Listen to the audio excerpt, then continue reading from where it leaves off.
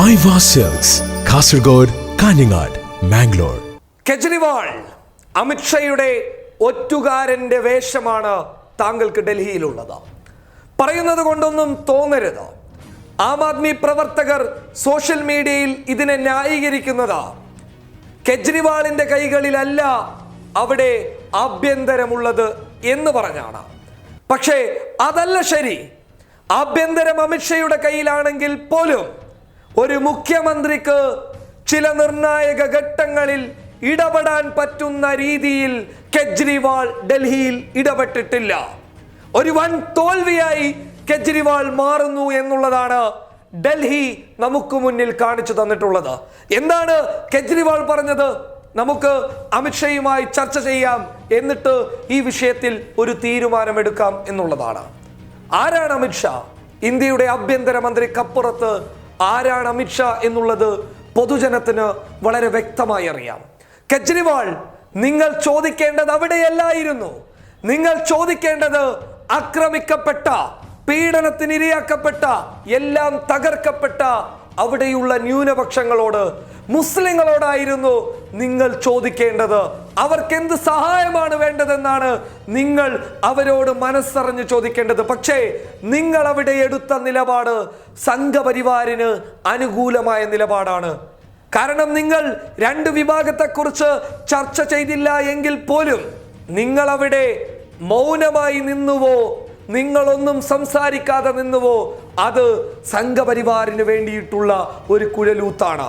BJPയുടെ ഒറ്റുകാരനായി കെജ്രിവാൾ നിങ്ങൾ മാറുന്നു.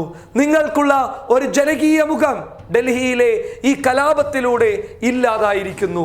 നിങ്ങളുടെ ഒരു സംഘപരിവാർ മുഖം, ഒരു സംഘിമുഖം, അതാണ് ഡൽഹിയിൽ കാണാൻ വേണ്ടി സാധിച്ചത്. ആം ആദ്മി പ്രവർത്തകർ എത്രത്തോളം കെജ്രിവാളിനെ ന്യായീകരിച്ചു കഴിഞ്ഞാലും ഒരു സംസ്ഥാനത്തിന്റെ മുഖ്യമന്ത്രിക്ക് ഏത് രീതിയിൽ ഇടപെടണം എന്നുള്ളത് വളരെ വ്യക്തമായി തിരിച്ചറിയാൻ സാധിക്കണം. മുഖ്യമന്ത്രിയാണ് അദ്ദേഹം. ആം ആദ്മിയുടെ പ്രവർത്തകർ ഒരുപാട് ന്യായീകരിക്കുകയാണ്. ഒരു ന്യായീകരണവുമല്ല ശരി. ശരി ഇതാണ്, മുഖ്യമന്ത്രി എന്ന നിലക്ക് അരവിന്ദ് കെജ്രിവാളിന് ചെയ്യാവുന്ന കാര്യങ്ങൾ ചെയ്യാതിരിക്കാനാണ് അദ്ദേഹം ശ്രമിച്ചത്. ചെയ്യാവുന്ന കാര്യങ്ങൾ അദ്ദേഹം ചെയ്യാതിരുന്നു. സംഘപരിവാറിനൊരു താക്കീത് നൽകാമായിരുന്നു. പ്രാഥമികമായിട്ട് പോലീസിന് നിർദ്ദേശങ്ങൾ നൽകാമായിരുന്നു. ഒരു മുഖ്യമന്ത്രിയല്ലേ അദ്ദേഹം? ഡൽഹിയുടെ മുഖ്യമന്ത്രിയായിട്ട് പോലും ഒരു നിർദ്ദേശം പോലും പ്രാഥമിക തലത്തിൽ നൽകാൻ തയ്യാറായിട്ടില്ല. ആരാണ് ആക്രമണം അവിടെ അഴിച്ചുവിട്ടത്? സംഘപരിവാരാണ്. ദൃശ്യങ്ങളാണ് അതിന് തെളിവ്. ജാഫറാബാദിലെ നിരപരാധികളായിട്ടുള്ള സ്ത്രീകൾക്ക് മേലിൽ കല്ലെറിഞ്ഞതിന്റെ ദൃശ്യം, അവരെ ഉപദ്രവിച്ചതിന്റെ ദൃശ്യം, ചാന്ദ്ബാഗിൽ കഴിഞ്ഞ ദിവസം രാത്രിയിൽ നടത്തിയ വേട്ടയാടലിന്റെ ദൃശ്യം, ഭോജ്പൂരിൽ നിരപരാധികളായിട്ടുള്ള പ്രതിഷേധക്കാരെ ഉപദ്രവിച്ചതിന്റെ ദൃശ്യം.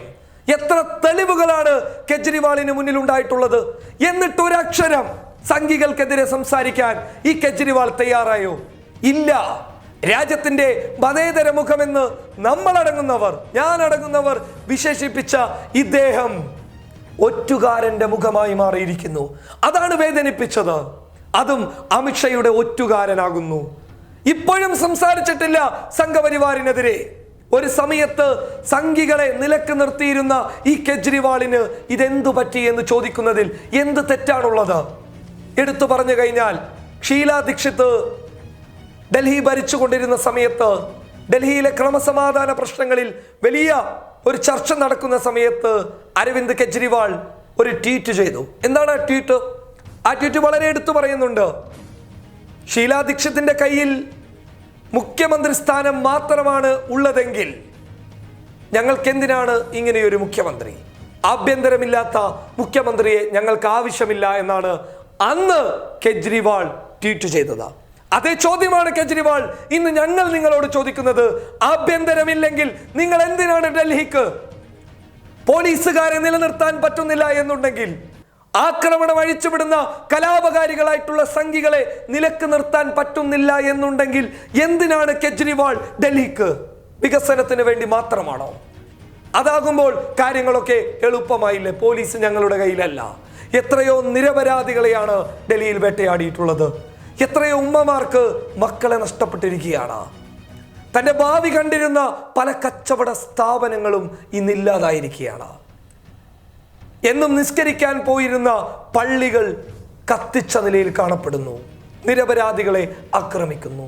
സ്വന്തം കുട്ടിക്ക് വേണ്ടിയിട്ട് മിഠായി വാങ്ങാൻ പോയ ഒരു ഉപ്പയെ തെരുവിലിട്ട് കൊല്ലുന്നതിന്റെ ദൃശ്യം കണ്ടിട്ട് പോലും ഒരക്ഷരം സംഘികൾക്കെതിരെ സംസാരിക്കാൻ പറ്റിയിട്ടില്ലെങ്കിൽ നിങ്ങളൊരു നല്ല നേതാവല്ല, നിങ്ങളൊരു നല്ല മുഖ്യമന്ത്രിയുമല്ല. ഞങ്ങളിത് എടുത്തു പറയുകയാണ്.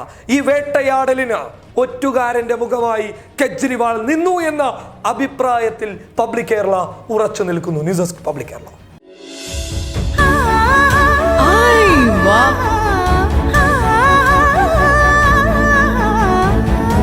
Aiwa silks, Kasaragod, Kanhangad, Mangalore.